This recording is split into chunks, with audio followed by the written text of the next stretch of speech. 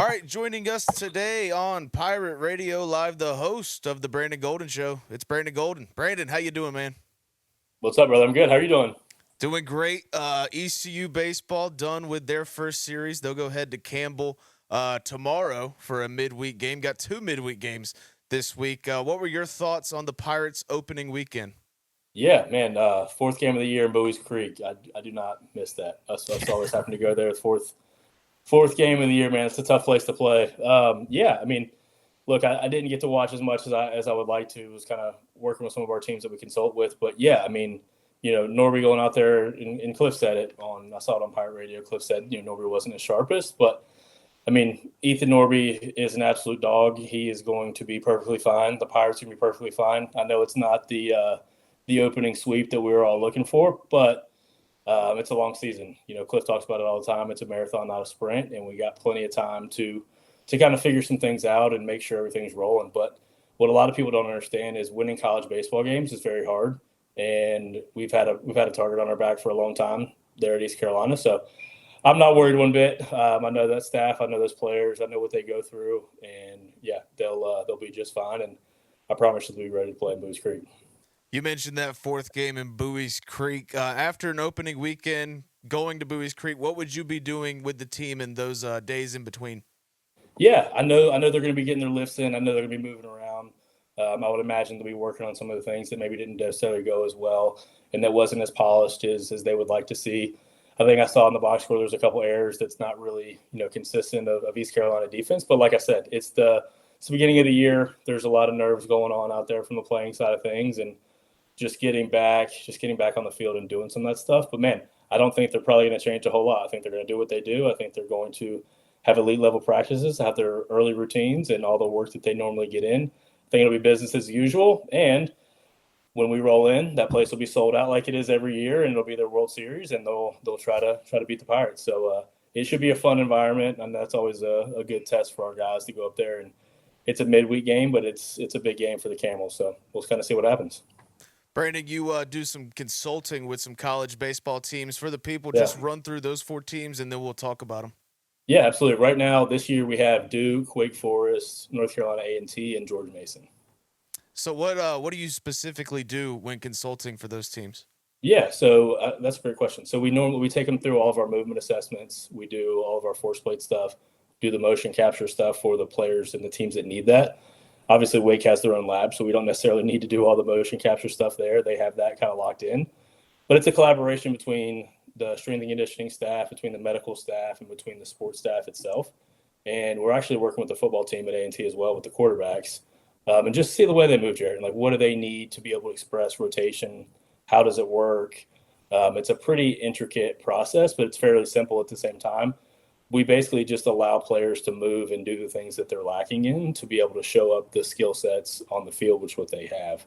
This game is such a coordination based movement side of things to where if you can't access the range of motion and express the force and power that you have within the game, within the time frame that the game demands, it's really kind of irrelevant how strong and powerful you are if you can't do it when you need to do it. So that's one of the big things, is just unlocking some of those movements and just the real specific things that players need to rotate at a super high level and be consistent, whether that's their hand with the baseball or the barrel in the zone. So we just work on both sides of those things and collaborate with everybody and make sure the players have what they need and the coaching staff has what they need to go out there and dominate.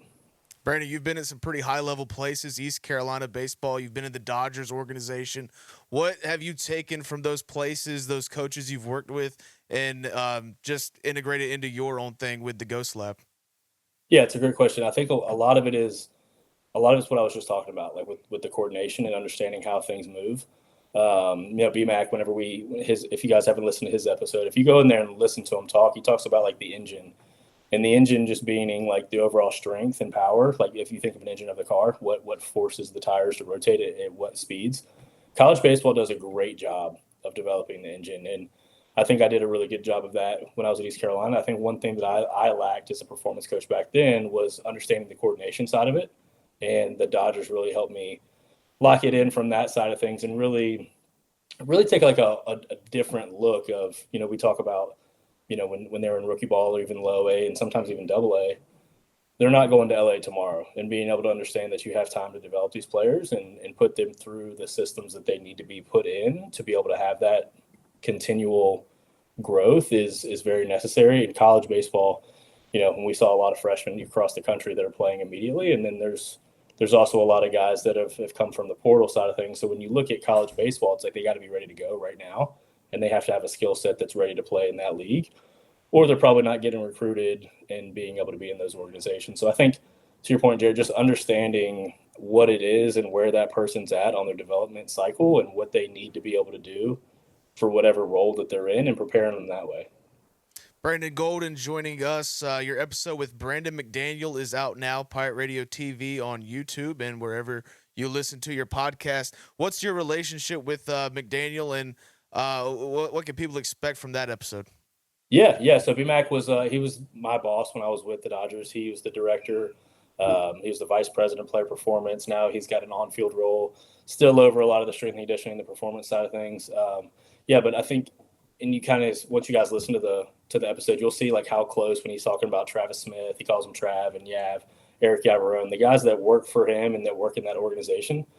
It's a really close knit organization, and it's a pretty cool thing. So like my relationship with him is it's still really good. We still talk. Obviously, I had him on the show when his kids and people are around, North Carolina, get him over to Wake Forest when we can and help out from that side of things. But they can really expect just to hear somebody who's been in the game that understands performance and understands development at a high level.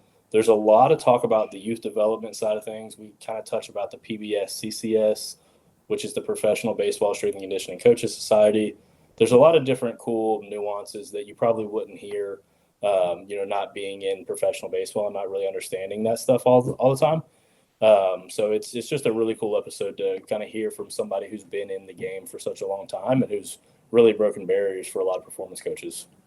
Brandon, before we let you go, I want to ask you about the schedule for this week with ECU Baseball, a 5-game week. What specifically do you do to prepare the guys for a long week like this one so early on in the season? Yeah, that's a great question. I think what I would do in that situation is, what I'm sure they're doing is just make sure the throwing volume's all ready to go on the front end and just really preparing on the front end. So when from the strength conditioning side, you could cut a set or two or cut a couple exercises just to make sure they're feeling as fresh as possible. I think one thing that, some people may think when they're listening, it's like, well, they need to back off and they need to maybe do less or just not lift or not sprint or anything like that. I don't necessarily think that's always true. It's going to be a case by case and a player by player basis in that situation. Jared is like making sure that they have the stimulus that they need to be able to still be twitchy, still be powerful, still do all those things. But to your point this week, what matters is when the lights come on and the game starts, that the boys are ready to go and they have as much built up, I guess, potential energy in the body to go out there and do what they need to do. So really just preparing. I mean, the hay's already in the barn at this point. They're either prepared or they're not from the physical side of things, which I know they are because I know how that stuff does things. So really, I think just mitigating some of the overall stress and just really understanding what each player's going to be required to do and then go out there and do it. All right. Brandon Golden, thank you, man. Of course. One last time, Brandon McDaniel on the Brandon Golden Show. You can check that out right now on Pirate Radio TV on YouTube. Brandon, thanks for joining us, man. Absolutely, man. Thanks for having me.